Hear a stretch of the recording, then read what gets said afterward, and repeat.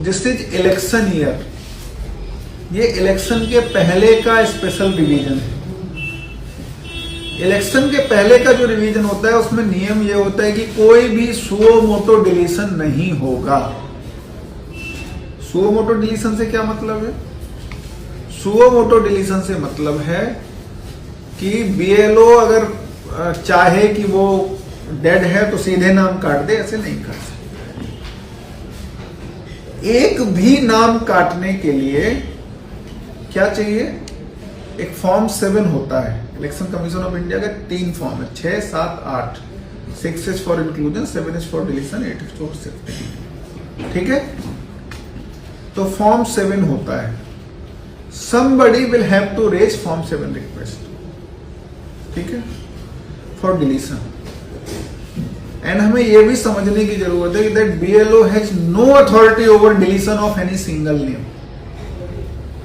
BLO can only give their report. Who is the authority for deletion of the name? Name delete करने के लिए right authority कौन है? ERO, electoral registration officer, जो ADC rank के officer.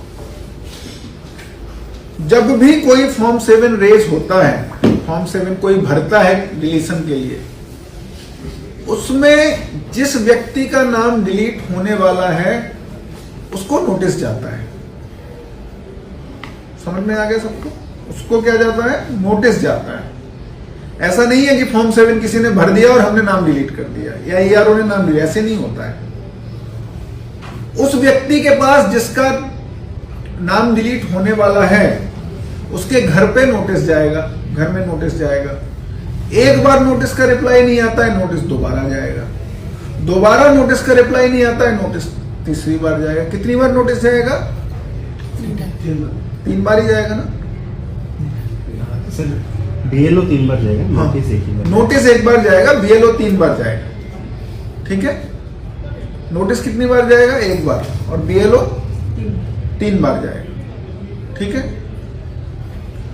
Sufficient time मिलेगा reply करने का। वहां नहीं मिलता है वो व्यक्ति तो उसके दरवाजे पे पेस्ट करके आएगा नोटिस, ताकि आसपास वाले पढ़ लें और उसको बता दें अगर है तो। ठीक है, उसके बाद उस नोटिस का जब रिप्लाई करेगा आदमी या नहीं करेगा, ERO हियरिंग लेगा। फिर ERO अपने क्वासी जुडिशियल पावर का यूज करके वो डिसाइड करेगा whether this person is to be deleted और not.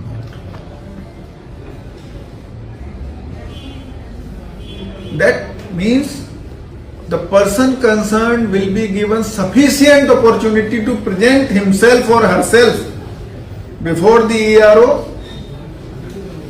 to prove that why their name should not be deleted. But if the person is dead, of course he will not turn up. He or she will not turn up. If somebody is permanently shifted, of course ERO will see.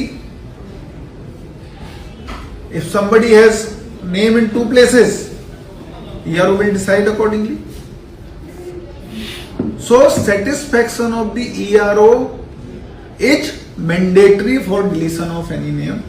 And of course ERO एक court की तरह काम करता है, तो evidence के basis पे decision लेगा। तो ये जो अफवाह फैल रही है कि बीएलओ ने उसमें मार्क सेंट मार्क कर दिया है, तो शिफ्टेड मार्क कर दिया है, तो बेंगलोर में मार्क कर दिया तो उससे नाम डिलीट होगा, ऐसा नहीं होता है। System does not work like this. 3 visits of BLO plus notice, और उसके बाद और उसके बाद भी रीजेंट ऑर्डर पास करना होगा ERO को। तो अगर कोई चाहता भी है पॉलिटिकल वेंडेटा में कि कोई किसी का नाम डिलीट करवा दे, तो नहीं करवा सकता है। सिस्टम सच। और हम लोग किसी का भी अभी ना तो 2005 का वोटर लिस्ट है, SIR नहीं है ये। SIR जब होगा तब देखा जाएगा। अभी नाम किस किस बेसिस पे डिलीट हो सकते हैं? Death, under as, permanently shifted, already enrolled elsewhere और नॉट इंडियन सिटीजन। ये 5 क्राइटेरिया है। इस 5 क्राइटेरिया पे फॉर्म 7 जनरेट किया जा सकता है। हाँ, लेकिन जब BLO जाएगा तो कोई BLO को ये मजबूर नहीं कर सकता है कि वो अपनी फील्ड रिपोर्ट उनके अनुसार दे।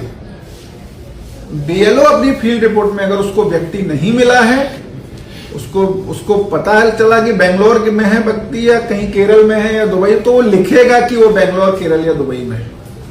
देखो यही काम है उसका, ठीक है। उस व्यक्ति को सफिशिएंट अपॉर्चुनिटी दी जाएगी ईआरओ के बाद। और जब तक कोई फॉर्म 7 जनरेट नहीं करेगा तब तक तो वैसे भी डिलीशन नहीं हो सकता है। नोटिस भी जाएगा उनके घर पे। तो ये जो कंफ्यूजन है कि नाम कट जाएगा, नाम ऐसे नहीं कटता है। नाम कटने का सारा प्रोसेस आपको समझ में आ गया। 3 BLO विजिट्स प्लस नोटिस। और नोटिस अगर व्यक्ति नहीं मिलता, लेने से इनकार करता है, तो उनके दरवाजे पे चिपकाया जाएगा, उसका फोटो खींचा जाएगा, जियो टैग फोटो खींच के रखेंगे हम लोग।